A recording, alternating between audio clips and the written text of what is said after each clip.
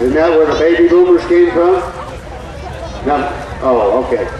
Next, we've got the handsome and talented Raymond Slazelman. I've done a lot of announcing with Raymond. And of course, all of you know Raymond sold John Deere's for years and years down at Lincoln. Give Raymond a hand. He's done a lot for the fair and a lot for tractor pulls, and he's just kind of done a lot for our community. So tell us a little bit about that tractor that Raymond's on. Well, first off, good evening, Mr. Slazeman. Good to see you. We allowed you to drive your tractor once and didn't have to sit up here and talk about it. This was his dad's tractor originally. Raymond, of course, a local John Deere dealer for many years, and he has told the story, or we've helped tell the story together, that he sold this tractor 2 or 3 different times to different individuals around the community, and finally he didn't lose track of his dad's tractor. He finally had the opportunity a few years ago to purchase it back, and he's driving Dad's tractor, and I'm sure Dad's looking down saying, fine job, and I'm sure the Slazeman family is very proud to have it back in their yard, and that's what it's all about, because I have scores of people call me and say, can you find a tractor? We sold it 40 years ago. Do you know where we might be able to find it? Ladies and gentlemen, that's a needle in a haystack. Raymond, have a good evening. Well, next we've got Gene Henson that comes to us all the way from Climax Springs. Gene, glad to have you with us tonight. And Gene lives down there in Climax Springs, and he kind of takes his 56 farm all over. And this is a first place winner in the late model competition. So give him a hand as he goes through. That's a first place winner.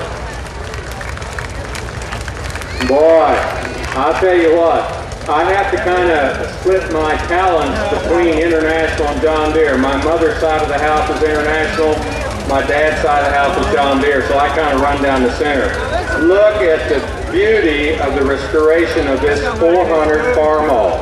I said there isn't hardly a tractor, and I mean this completely, that is any nicer in appearance than a 400 or 450 with its fineries, and it is nicely restored. A 400 replacing the Super M, and done it forcefully. Only thing that didn't make the 400 very long. By the time all the farmers decided they wanted a 400 or 450 and wanted to trade in the Super M, they were already out of production. Nice one. We sure appreciate you coming that long distance, sir. Factory wide front end. That's a nice tractor.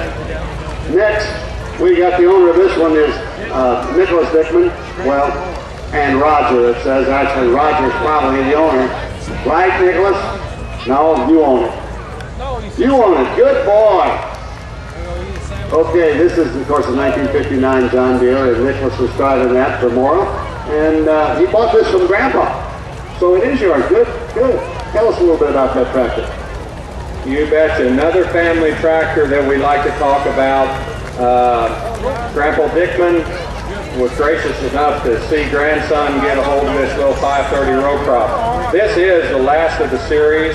This is basically, if you had a beat John Deere, this is what it involved into.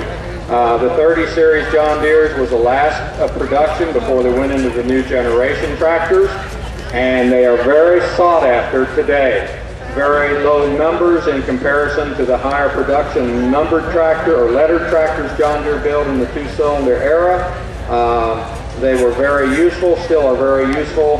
3-point power steering, live power PTO. One of the models that everybody seems to clamor over and are very, very collectible. Next, we've got Wendy Myers driving a 1954 John Deere.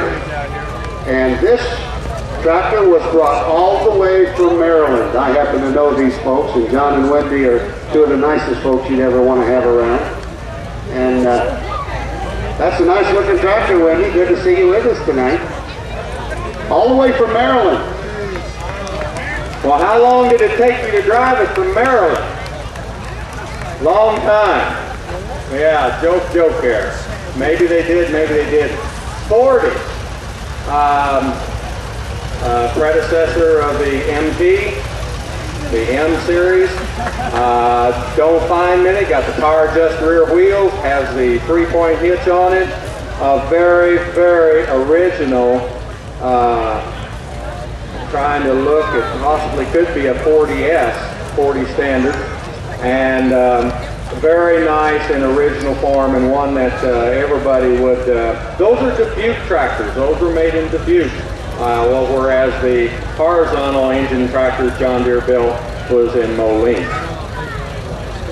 It's a nice tractor.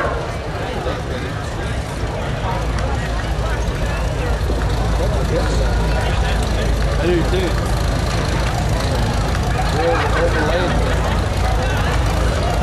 Well, this tractor that we got coming through, this is J.C. Myers. This is Wendy and John's son.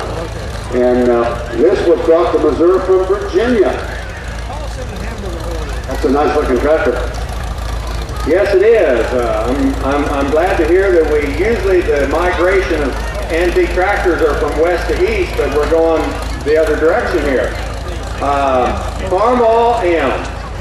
That trademark Farmall, you know, we say that very casually, or I did, but still a tractor that was probably one of the most loved models of any tractor out there. And next, this tractor is owned and driven by Wayne Malky. Of course, Wayne's another individual that has given a lot of time to Gold Camp as a Fair Board member and former chairman of the Fair Board. He's put in a lot of hours and a lot of time, and let's give Wayne a round of applause. He's also another one that's just done a lot for the Gold Camp Fair. I used to always tease him when we had the tractor pulls that he was the sexiest tractor driver that there was. Well, I tell you, if I had a hat like that, I'd look good too. Hey, and they tell me he knows a little bit about Chevys. Just a little. Yeah. Hey, back to the tractor here. We got us a D17. Alice Chalmers was a very prolific company in as much as producing several models of tractors, and the WD-45, yes, most of you appreciate. Now you see him shifting the high-low shifter there, which was very popular in the Alice series, the WD-45, D17s, D15s, everything. It was a complementary tractor with one of the more popular tractors in the D series, and that is a very original one.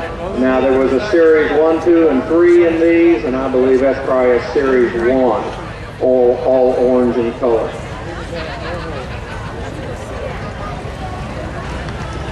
Now this next tractor, this is Kisbalti coming through here.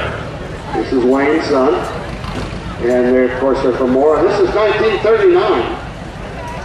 That's a good year. That's even older than me, Miles. Well, I hate to say, I just talk about those years. I hate to say that, but 39 was a very revolutionary year. A lot of models and changes of models, and several companies approached that year. Ladies and gentlemen, I said this before down here, but it's worth mentioning. On these, this was a very unique model. John Deere come out with a little tractor that was 9 to 12 horsepower, belt pulley, and drawbar combination. You're mowing your front yard.